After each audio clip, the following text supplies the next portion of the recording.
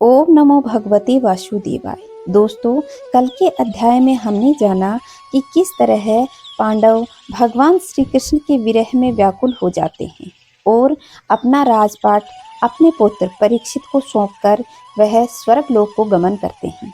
आइए आज जानते हैं कि परीक्षित अपना राज्य किस तरह से चलाते हैं और वो क्या क्या इस धरा के लिए कार्य करते हैं। तो चलिए शुरू करते हैं आज का श्रीमद् भागवत का ये अध्याय। इस वीडियो को अगर आपने लाइक नहीं किया है तो लाइक जरूर कर दीजिएगा और कमेंट में जय श्री नारायण अवश्य लिखिएगा।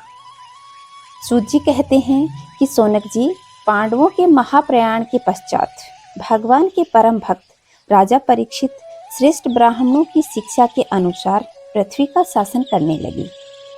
उनके जन्म के समय ज्योतिषियों ने उनके संबंध में जो कुछ कहा था, वास्तव में वे महान गुण उनमें विद्यमान थे। उन्होंने उत्तर की पुत्री इरावती से विवाह किया।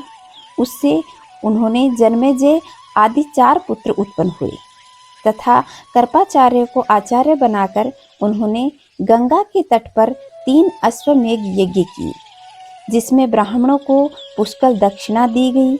उन यज्ञों में देवताओं ने प्रत्यक्ष रूप से प्रकट होकर अपना भाग ग्रहण किया।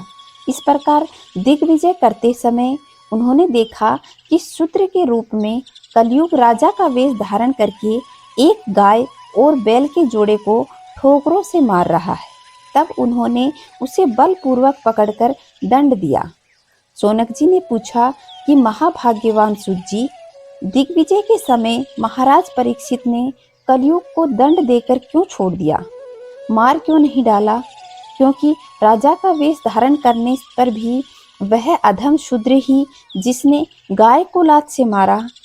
यदि यह प्रसंग भगवान श्री कृष्ण की लीला से और उनके चरण कमलों के मकरंद रस का पान कराने वाले रसिक महानुभावों से संबंध रखता है तो अवश्य कहिए। दूसरी यथार्थ की बातों से क्या लाभ? उनमें तो आयु व्यर्थ ही नष्ट हो रही है। प्यारे सूत जी, जो लोग चाहते हैं कि मोक्ष परंतु अल्प आयु होने के कारण मृत्यु से ग्रस्त हो रहे हैं, उनके कल्याण के लिए भगवान यम का आह्वान करके उन्हें यहाँ शांति कर्म में नियुक्त कर दिया करते हैं। जब तक यमराज यहाँ इस कर्म में नियुक्त हैं, तब तक किसी की मृत्यु नहीं होगी। मृत्यु से ग्रस्त मनुष्य लोग जीव भी भगवान की साधु तुल्य लीला कथा का पान कर सकते हैं। इसलिए महर्षियों ने भगवान यम को यहाँ बुलाया है। एक तो थोड़ी आयु और दूसरी कम समझ। ऐसी अवस्था में संसार के मंदभागी विषयी पुरुषों की आयु व्यर्थ ही बीती जा रही है। जो लोग भगवान को नहीं जानते, उनको नहीं समझ पाते, वे लोग नींद में रात और व्यर्थ के कामों में दिन को बिता रहे हैं। सूत जी ने कहा, जिस समय राजा परीक्षित कुरु जांगल देश में सम्राट के रूप में निवास कर रहे थे, उस समय उन्होंने सुना कि मेरी सेना द्वारा सुरक्षित साम्राज्य में कलयुग प्रवेश हो गया है। इस समाचार से उन्हें दुख तो अवश्य हुआ, परंतु यह सोचकर कि युद्ध करने का अवसर हाथ लगा है, वे उतने दुखी नहीं हुए।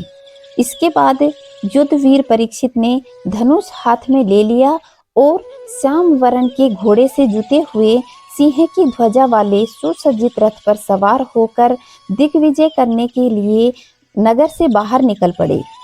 उस समय रथ, हाथी, घोड़े और पैदल सेना उनके साथ साथ चल रही थी।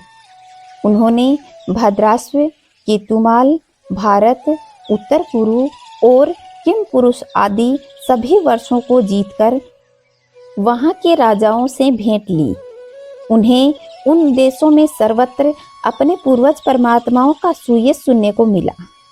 उस यशो ज्ञान से पद पद पर भगवान श्री कृष्ण की महिमा प्रकट होती थी। उनके साथ ही उन्हें यह भी सुनने को मिलता था कि भगवान श्री कृष्ण ने अश्वत्थामा के ब्रह्मशास्त्र की ज्वाला से किस प्रकार उनकी रक्षा की थी। यदुवंश और पांडवों के परस्पर प्रेम का कितना प्रगाढ़ महत्व था तथा पांडवों की भगवान श्री कृष्ण में कितनी भक्ति थी। जो लोग उन्हें यह बता रहे थे, उनका चरित्र सुना रहे थे, उन पर महामना राजा परीक्षित बहुत प्रसन्न होते। उनके नेत्र प्रेम से खिल उठते। वे बड़ी उदारता से उन्हें बहुमूल्य वस्त्र और मणियों के हार उपहार में देते।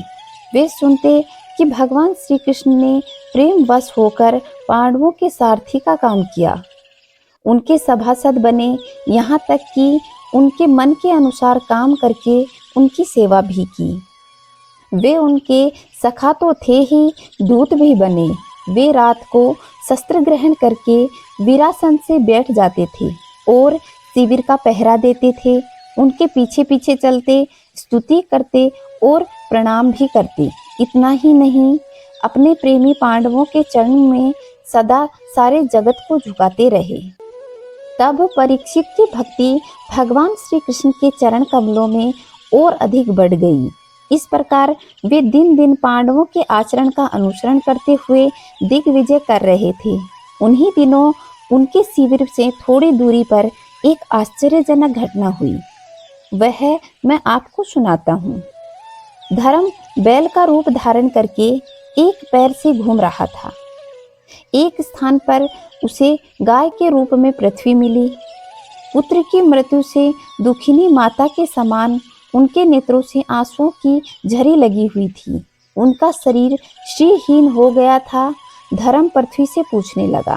धर्म ने कहा, कल्याणी, कुशल से तो हो ना? तुम्हारा मुख कुछ मलिन सा दिखाई दे रहा है। तुम श्रीहीन हो रही हो। मालूम होता है तुम्हारे हृदय में कुछ ना कुछ दुख अवश्य है। क्या तुम्हारा कोई संबंधी दूर देश चला गया है जिसके लिए तुम इतनी चिंता कर रही हो?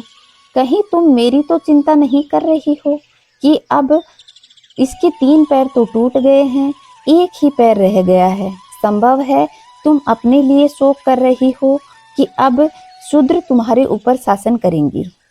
तुम्हें इन देवताओं के लिए भी खेद हो सकता है जिन्हें अब यज्ञों में आहुति नहीं दी जाती है, अथवा उनके प्रजा के लिए और जो वर्षा न हो इसके कारण अकाल और दुर्भिक्ष से पीड़ित हो रही है। देवी, क्या तुम राक्षस सरीखे मनुष्यों के द्वारा सताई गई अरक्षित स्त्रियों एवं आर्त बालकों के लिए शोक कर रही हो? संभव है विद्या अब कुकर्मी ब्राह्मणों के चंगुल में पड़ी है और ब्राह्मण विप्रद्रोही राजाओं की सेवा करने में लगे हुए हैं। इसका तुम्हें दुख है। आज के नाम मात्र के राजा तो 16 आने कलयुगीन हो गए हैं। उन्होंने बड़े बड़े देशों को भी उजाड़ डाला है।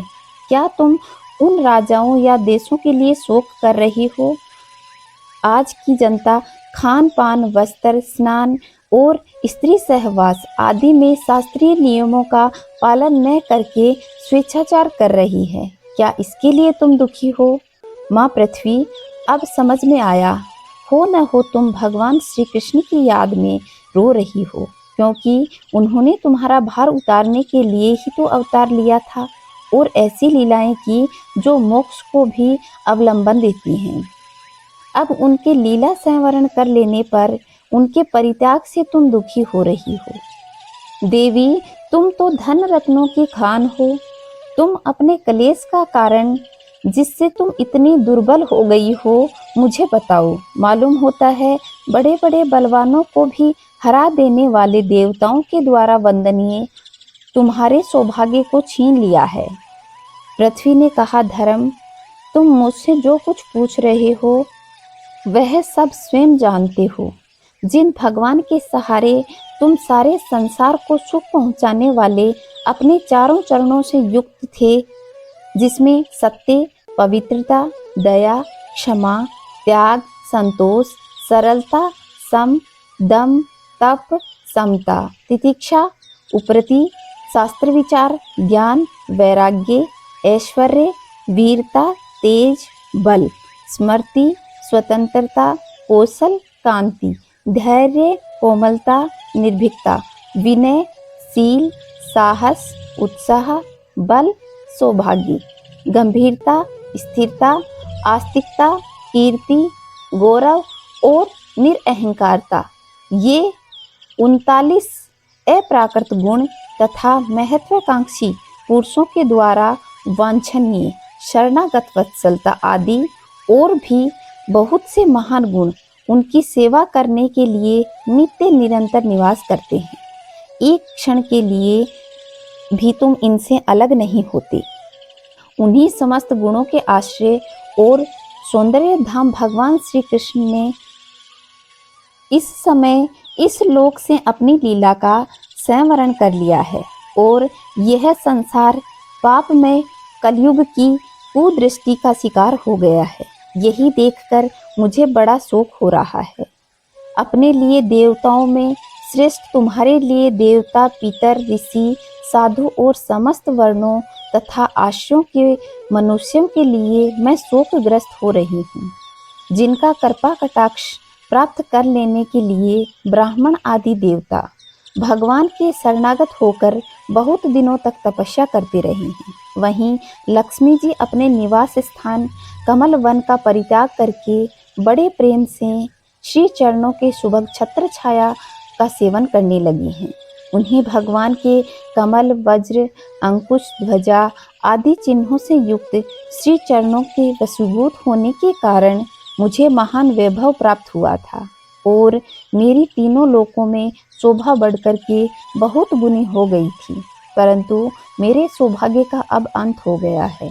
भगवान ने मुझे अभागिनी करके छोड़ दिया है। मालूम होता है मुझे अपने सौभाग्य पर गर्व हो गया था, इसलिए उन्होंने मुझे यह दंड दिया है। तुम अपने 3 चरणों के कम हो जाने से मन ही मन कूद रहे हो, अतः अपने पुरुषार्थ से तुम इन्हें अपने अंदर पुनः सब अंगों से पूर्ण और स्वस्थ कर लेने के लिए वे अत्यंत रमणीय श्याम सुंदर विग्रह से यदुवंश में प्रकट हुए और मेरे बड़े भारी भार को जो असुरी राजाओं ने सैकड़ों अक्षौहिणी सेनाओं के रूप में था उन्हें नष्ट कर डाला, क्योंकि वे परम स्वतंत्र थे, जिन्होंने अपनी प्रेम भरी चितवन, मनोहर मुस्कान और मीठी मीठी बातों से सत्यभामा आदि मधुमयी मानिनियों के मान के साथ धीरज को भी छीन लिया था, जिनके चरण कमलों के स्पर्श से मैं निरंतर आनंद से पुलकित रहती थी। उन पुरुषोत्तम भगवान श्री कृष्ण का विरह भला कौन सह सकती है। धर्म और पृथ्वी इस प्रकार अपनी बातें कर रहे थे। उसी समय राजा परीक्षित पूर्ववाहिनी सरस्वती के तट पर आ पहुँचे। तो दोस्तों, यह था श्रीमद् भागवत का यह अध्याय, जिसमें धर्म और पृथ्वी अपनी अपनी पीड़ा एक दूसरे को बता रहे हैं। आगे की महिमा हम अगले अध्याय में जानेंगे। तब तक खुश रहें, मस्त रहें, चारों तरफ स्वच्छता बनाए रखें। जय श्री नारायण दोस्तों।